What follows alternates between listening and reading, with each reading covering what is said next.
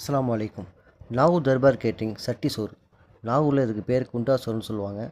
புலாவ் சாப்பாடை சட்டியில் போட்டு அதுக்கு மேலே தால்ச்சா ஊற்றி அதுக்கு பிறகு மட்டன் கிரேவியை மேலே ஊற்றி ஒரு மட்டன் பீஸை வச்சு நல்லா ஊற வச்சு சாப்பிட்டா அவ்வளோ டேஸ்ட்டாக இருக்கும்.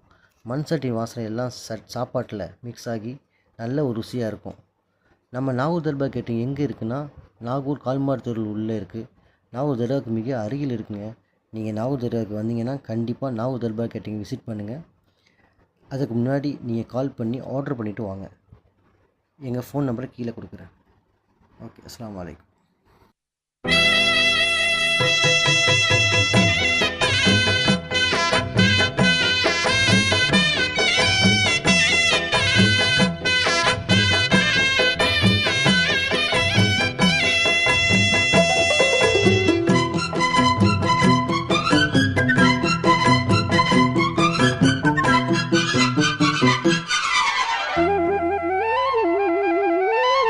மணியே மணிக்குயிலே மாலை இளங்கதிரழகே, கொடியே கொடிமலரே கொடியிடையில் நடையழகே.